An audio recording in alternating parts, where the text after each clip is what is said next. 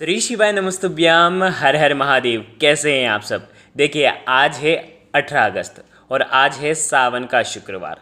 सावन का शुक्रवार द्वितीय तिथि है और आज पूरे वीडियो में 4 महा उपाय के बारे में हम बात करेंगे जो कि आपको आज ही के दिन करना है।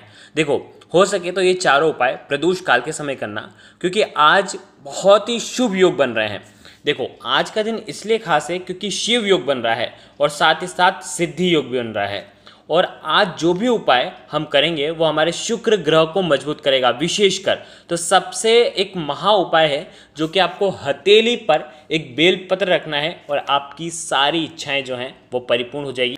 और शुक्र ग्रह जीवन में धन, संपदा, वैभव, ऐश्वर्य, कीर्ति की प्राप्ति कराते हैं। जिसका भी शुक्र ग्रह मजबूत होता है उसके जीवन में कभी भी धन संपदा की कमी नहीं होती है। इसीलिए शुक्रवार का दिन विशेष शुक्र ग्रह को मजबूत करने के लिए होता है, जो हमारे जीवन में सुख शांति देते हैं, ऐश्वर्य की प्राप्ति कराता है। इसीलिए हर व्यक्ति के जीवन में उसे शुक्र को मजबूत करना बहुत ज़रूरी होता है ताकि उसका जीवन भी सुखमय बीते। तो आज का ये जो वीडियो है पूरा बहुत ही खास होने वाला है। पूज्य गुरुदेव की ही कथा सुन करके समझ करके समझाने का पूरा प्रयास करूंगा, लेकिन उससे पहले वीडियो को लाइक करें और भगवान शिव के यदि आप सच्चे भक्त हैं तो चैनल को ज़रूर सब्सक्राइब करें। देखिए 4 जो उपाय हैं, विशेषकर सबसे पहला जो उपाय होगा वो शुक्र ग्रह को मजबूत करने के लिए होगा। दूसरा जो उपाय होगा वो होगा हरी इलायची का, जो कि धन संपदा को बढ़ाता है। तीसरा उपाय लंबी बाती का दीपक, जो कि सुख समृद्धि बढ़ाता है। और चौथा उपाय विशेषकर जिन लोगों के जीवन में कोई रास्ता नज़र नहीं आ रहा है, धन संबंधित परेशानियां बहुत ज़्यादा हैं, तो वो चौथा उपाय कर सकते हैं। बहुत ही आसान से ये उपाय होने वाला है। देखिए सबसे पहला उपाय, यदि आपको ऐसा लगता है कि आपका जो शुक्र ग्रह है वो कमज़ोर का है, आपने कई जगह कुंडली दिखा रखी है और आपका जो शुक्र है वो मृत का है, नीच का है, तो आपको ये उपाय ज़रूर करना चाहिए। विशेषकर शुक्र ग्रह को मजबूत करने के लिए यदि आपका शुक्र ग्रह पहले से ही मजबूत है तो भी आप ये उपाय कर सकते हैं। देखिए करना क्या है, मात्र 1 बेलपत्र लेना है। अब देखो बेलपत्र खंडित तो लेना ही नहीं है। अगर बेलपत्र नहीं मिल पाते हैं तो भगवान शिव के ऊपर चढ़े हुए बेलपत्र का आप उपयोग कर सकते हैं शुद्ध जल डाल करके। मात्र 1 बेलपत्र लेना है और उसके साथ में आपको 11 चावल के दाने लेना है।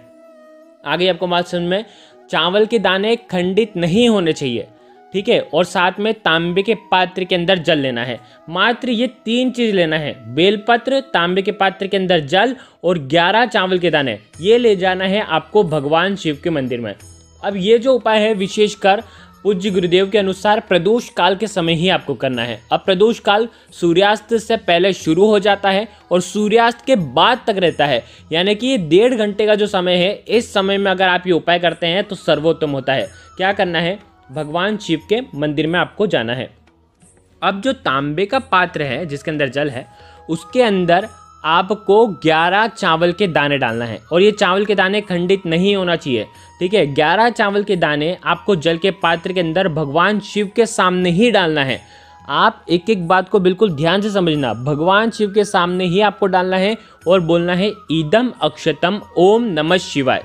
देखो स्क्रीन पर आपको ये मंत्र मिल जाएगा, इस मंत्र का जाप करना और 1 चावल का दाना जल के पात्र के अंदर डालना। इसी प्रकार से 11 बार मंत्र का जाप करना और 11 चावल के दाने आपको जल के पात्र के अंदर आपको डाल देना है। देखिए अब इस उपाय को समझना है। आपका जो सीधा हाथ है, हथेली है, हथेली के ऊपर आप जो एक बेलपत्र लेकर के आए हैं वो बेलपत्र आपको रख देना है। अब देखो कैसे रखोगे, खरदूरा वाला जो हिस्सा होगा वो आपके हाथ पर स्पर्श होना चाहिए, ठीक है। चिकना वाला साइड ऊपर होना चाहिए बेलपत्र का। अब इसी के ऊपर ये तांबे का पात्र रखना जिसके अंदर जल है और जिसके अंदर आपने 11 चावल के दाने डाले हैं। अब ये जो हाथ है, इसी हाथ से आपको देखो नीचे बेलपत्र होना चाहिए, इसी हाथ से भगवान शिव के शिवलिंग का आपको अभिषेक करना है। श्री शिवाय नमस्तुभ्यम का जाप करते हुए, शुक्रेश्वर महादेव का स्मरण करते हुए। देखो स्क्रीन पर आपको मिल जाएगा शुक्रेश्वर महादेव, ठीक है। जिस प्रकार से आपने ये अर्पित कर दिया, अब जो तांबे के पात्र के अंदर चावल हैं वो आप निकाल करके भगवान शिव के शिवलिंग पर आपको अर्पित कर देना है। अब ये तांबे का पात्र आपको अलग रखना है और जो नीचे आपके हथेली में जो बेलपत्र है उस बेलपत्र को आपको माता अशोक सुंदरी वाले स्थान पर आपको चढ़ा देना है।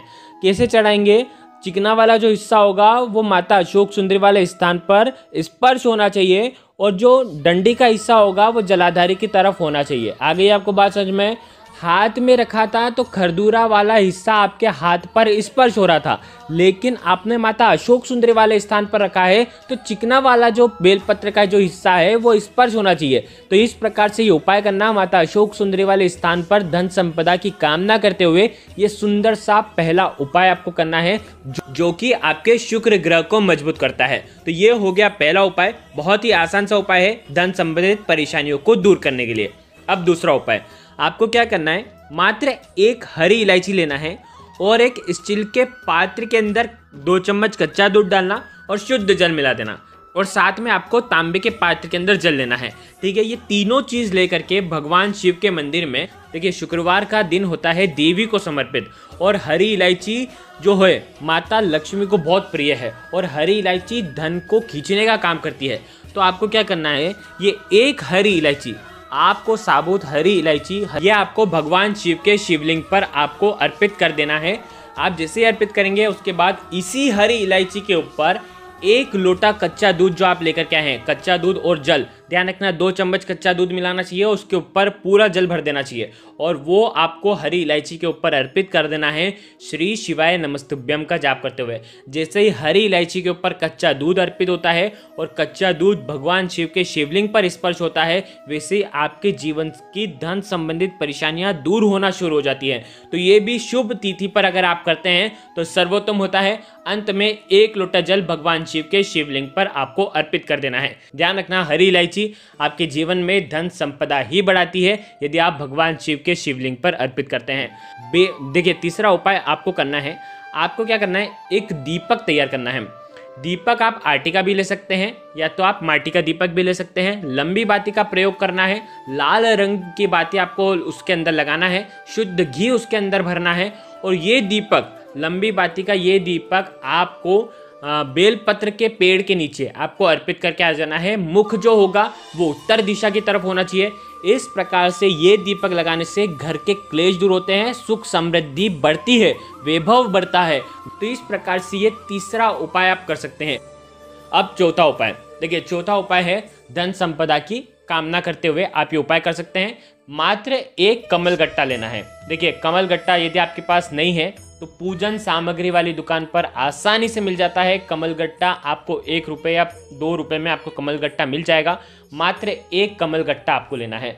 ये कमल गट्टा बहुत ही खास होता है क्योंकि कमल गट्टा जो है भगवान शिव के ऊपर अर्पित करने से धन संपदा की प्राप्ति होती है। क्या करना है, तांबे के पात्र के अंदर जल लेना है, 1 कमल गट्टा लेना है और आपको भगवान शिव के मंदिर में जाना है। शुक्रवार के दिन सुबह से लेकर के रात्रि तक जब आपकी इच्छा हो तब आप ये उपाय कर सकते हैं। आपको क्या करना है, भगवान शिव के सामने ही कमल गट्टा जल के पात्र के अंदर डालना है और वापस से कमल गट्टा आपको निकाल लेना है और उसके बाद ये कमल गट्टे मिश्रित ये जो जल है ये आपको भगवान शिव के शिवलिंग पर अर्पित कर देना है श्री शिवाय नमस्तुभ्यम का जाप करते हुए। जिससे ही कमल गट्टा मिश्रित जल आप भगवान शिव के शिवलिंग पर अर्पित करते हैं वैसे ही धन संबंधित परेशानियां दूर होती हैं, आपके जीवन में धन के स्तोत्र खुलते हैं। तो ये उपाय भी आप कर सकते हैं और अंत में जो कमल गट्टा आपने निकाला था वो आपको भगवान शिव के शिवलिंग पर आपको अर्पित कर देना है। तो देखिए आज के इस वीडियो में हमने आपको 4 महा उपाय बताए हैं। चारों उपाय बहुत ही खास हैं। जो उपाय आपको लगता है आप कर सकते हैं। अगर आपको कुछ भी चीज़ समझ में ना आए तो कमेंट में पूछ लेना, गलती नहीं करना है। श्री शिवाय नमस्तुभ्यम। हर हर महादेव।